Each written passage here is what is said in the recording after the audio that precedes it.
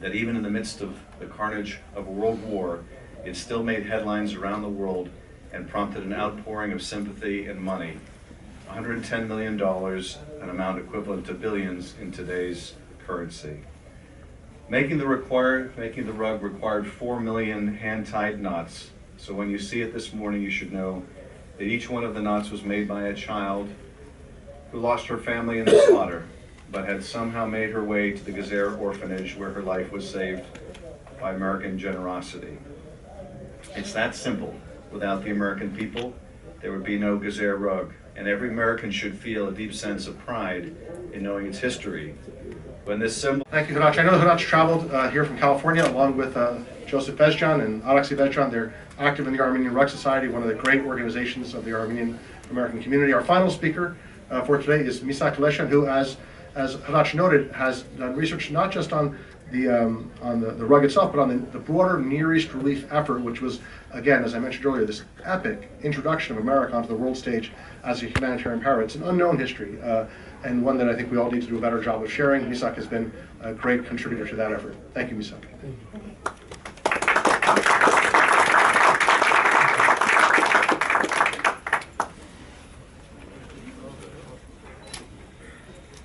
Thank you all. Today I bring you the voices of those orphans. I bring you their joy and appreciation that the rug is finally being displayed. While Dr. Durranian was introducing his book on the orphan rug, and U.S. Congressman Adam Schiff and others have been adamantly persisting in displaying it proudly at the Capitol, as a researcher, I took a totally different route. Exactly 16 days ago, today, I flew 7,500 miles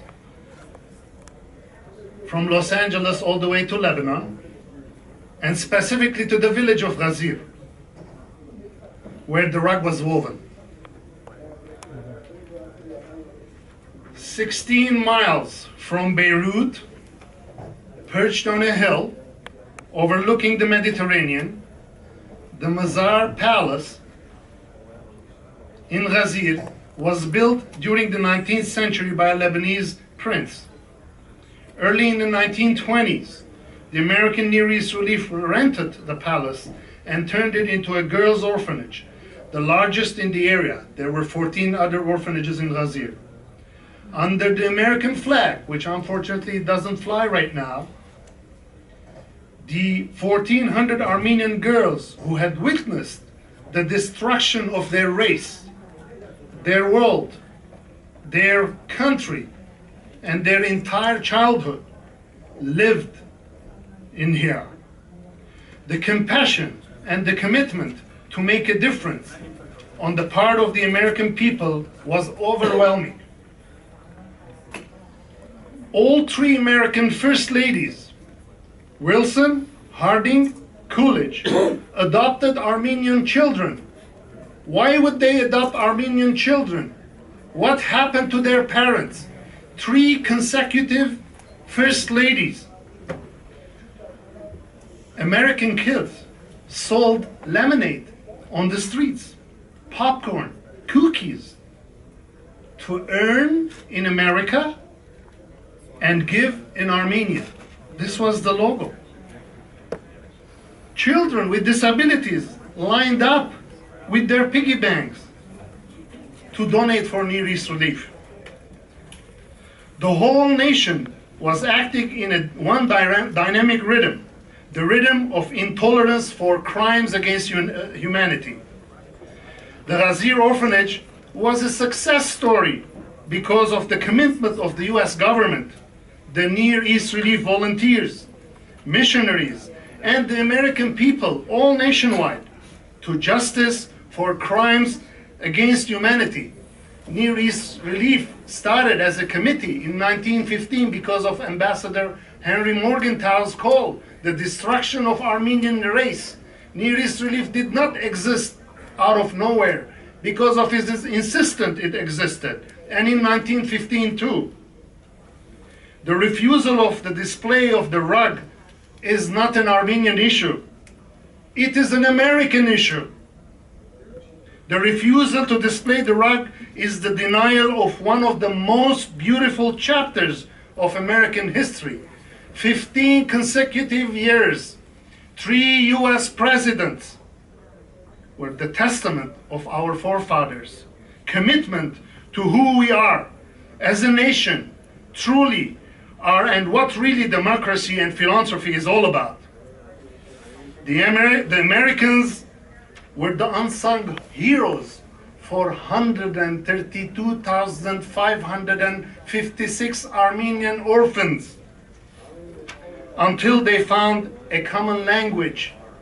Their language and medium was to express their essential eternal gratitude for what was given to them.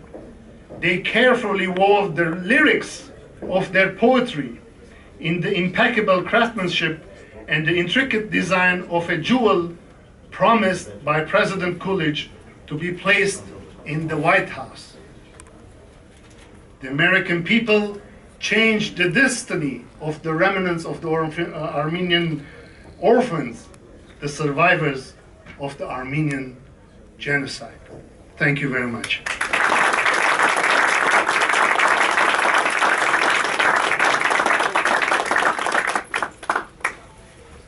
With those words, we'll conclude our program here.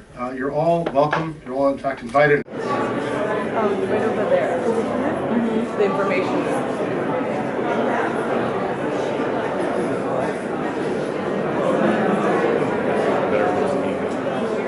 It's too big. I'm sure the White House has resources to take it. Okay. What's your name?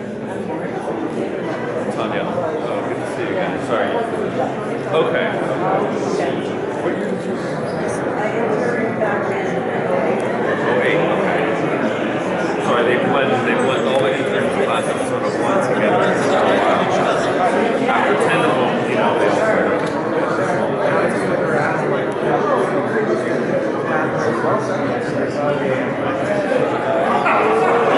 So you work in the records room?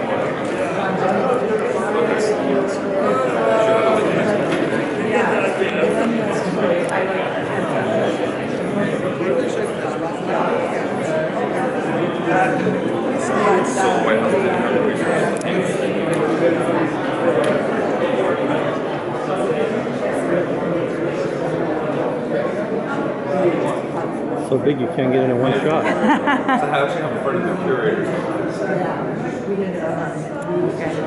I need to take this one.